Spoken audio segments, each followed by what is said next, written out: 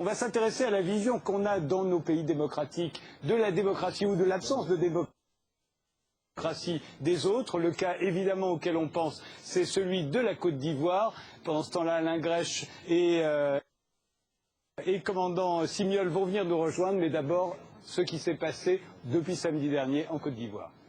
Des barricades, des pneus en flammes dans un quartier favorable à l'opposition, près de l'aéroport et de la base militaire française, des gendarmes ivoiriens qui échangent des tirs avec des inconnus. Des affrontements ponctuels ont débuté à Abidjan ce matin. Inévitable depuis que les deux candidats à la présidentielle ont été déclarés élus tous les deux. L'opposant Ouattara par la commission indépendante, le président sortant Gbagbo par le Conseil constitutionnel. Mais l'ONU qui supervise l'élection a été très claire.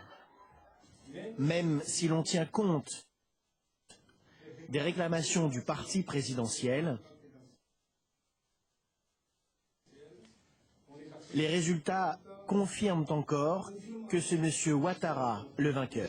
À l'étranger, les avertissements de l'ONU, des États-Unis et de l'ensemble de la communauté internationale n'y changent rien. Près d'une semaine après l'annonce des résultats de la présidentielle en Côte d'Ivoire, Laurent Gbagbo continue de s'accrocher au pouvoir. Le président sortant, donné battu, a même présenté son nouveau gouvernement. Son rival Alassane Ouattara avait fait la même chose hier. Alors nous ont rejoint Alain Grèche, journaliste, directeur adjoint du Monde diplomatique. Votre dernier livre s'intitule « De quoi la Palestine est-elle le nom ?» Et commandant Simiol, vous êtes né en Côte d'Ivoire, vous êtes chanteur de reggae, vous venez de sortir votre premier album, Libération, et vous avez vivement réagi à la manière dont les médias français, mais aussi occidentaux, ont présenté Alassane Ouattara comme le véritable vainqueur des élections en Côte d'Ivoire. J'en conclus que vous êtes un partisan de Laurent Gbagbo, ou c'est simplement le fait qu'il y a eu cette unanimité de nos pays démocratiques pour dire c'est Ouattara qui a gagné, qui fait que vous en doutez? Moi, je suis un partisan de la justice et de l'égalité, de la légalité et du droit. Alors, dans un pays qui est dit un pays souverain et qui a sa constitution, et, je veux dire, la commission électorale indépendante de ce pays est une structure administrative. C'est-à-dire, elle annonce le résultat provisoire des élections et puis il revient donc au Conseil constitutionnel d'annoncer les résultats définitifs. Or, il se trouve qu'on est passé outre mesure de la décision finale qui revient donc au Conseil constitutionnel. On a pris donc les résultats annoncés par la commission électorale pour situer Ouattara comme le président, avec donc l'approbation de la communauté internationale et bon, au détriment donc de la, je veux dire, de la Constitution. Voilà. Donc c'est une façon de piétiner donc la souveraineté du pays. Enfin, je veux dire, il y a quand même la légalité qui n'a pas été respectée. Donc c'est par rapport à ça que je réagis. Ramatou? Moi, je pense qu'on n'a pas besoin d'être pro-Gbagbo. Moi, je ne suis pas ivoirienne. Je n'ai même pas vraiment suivi ces élections. Je suis en train d'écrire un scénario. Je suis dans une merde pas possible. Voilà, ça me tombe dessus. Mais on n'a pas besoin d'être pro-Gbagbo pour trouver d'abord la réaction de l'opinion internationale soi-disant suspect. C'est suspect. Tout d'un coup, d'abord,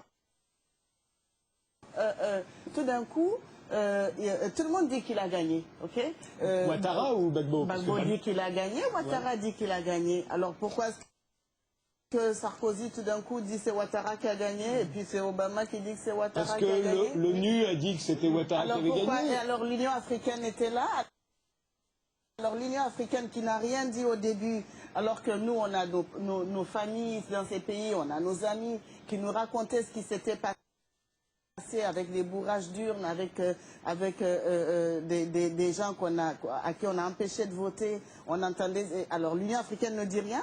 Et puis quand les Nations Unies reconnaissent que Ouattara a gagné, l'Union africaine dit toujours rien. Et puis quand l'Europe se met à dire oui c'est Ouattara, tout d'un coup l'Union africaine se range derrière l'Union européenne. Mais c'est suspect, c'est pas clair. Et moi ce qui me révulse aussi, c'est le traitement de l'info par les mass médias français.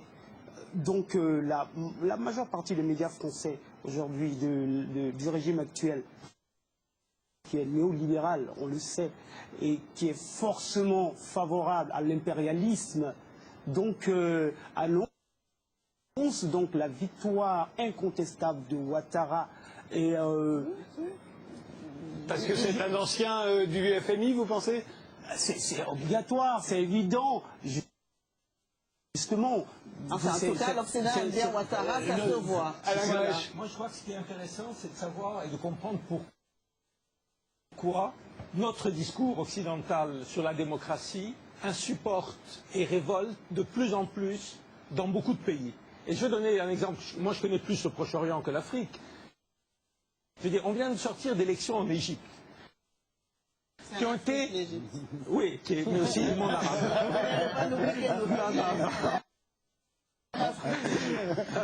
Des élections qui ont été truquées. Des centaines de personnes ont été arrêtées pendant la campagne. Torturées dans les commissariats. Des élections législatives. Des élections législatives.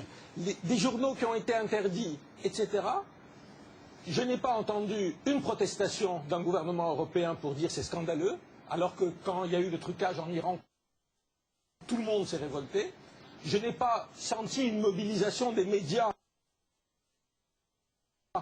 en France comme il y en a eu sur l'Iran. Pourtant, l'Égypte et l'Iran sont deux pays majeurs de la région.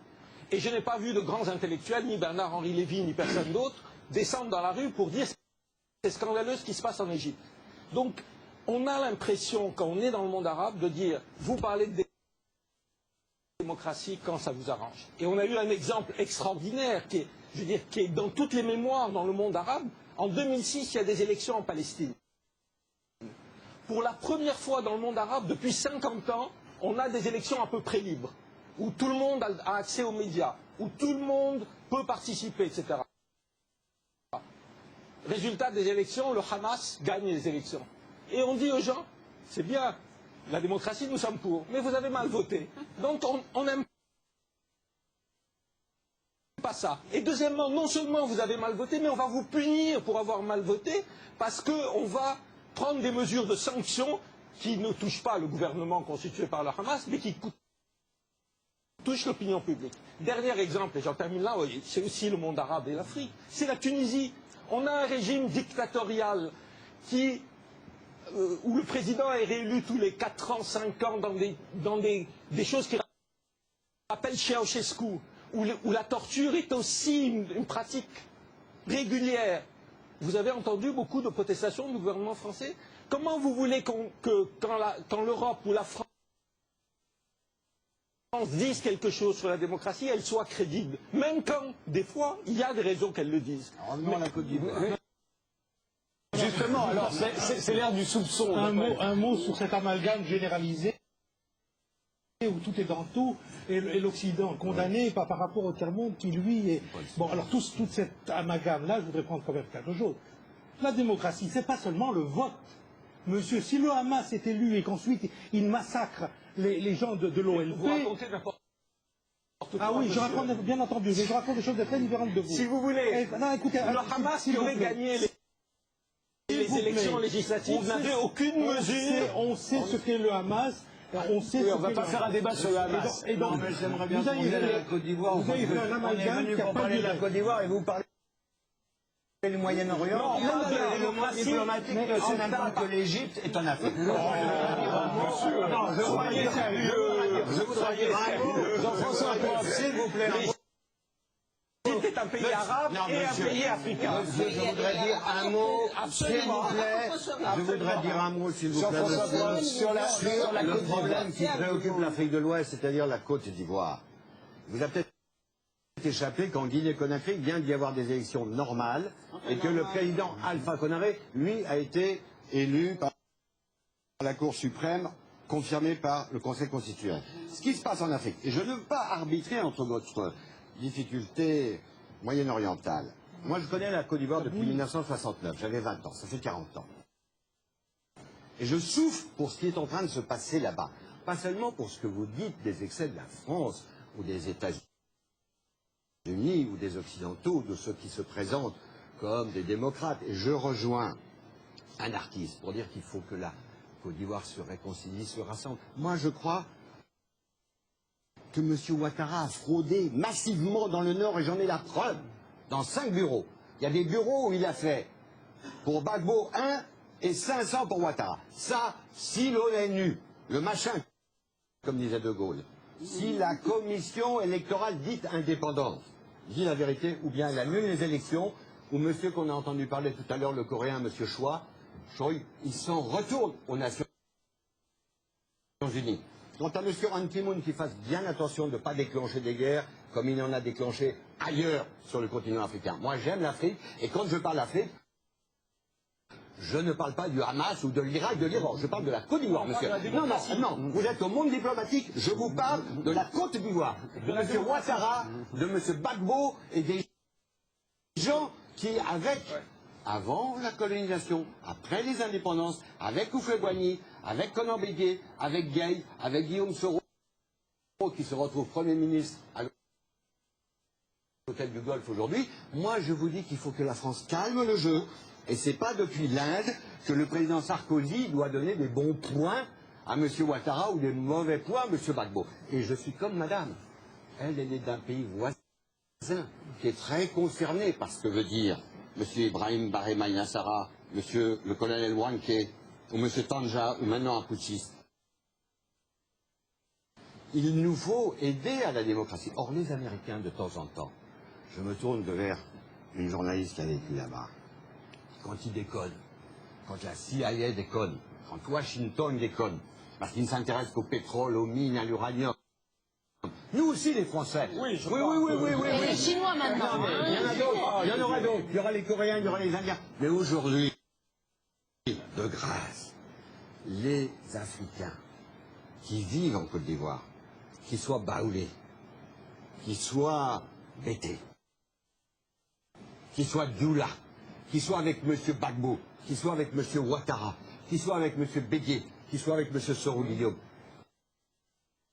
Il ne faut pas qu'ils s'entretuent. Et à confondre ce que vous venez de faire, le Hamas et je ne sais qui, mais vous êtes en train, comme M. Jospin à l'époque qui avait vu qu'en Nouvelle-Calédonie, il y avait des Noirs et des Blancs. Non, de grâce, de la paix, de la paix, de la paix. À la Grèce, pour qu'on comprenne bien.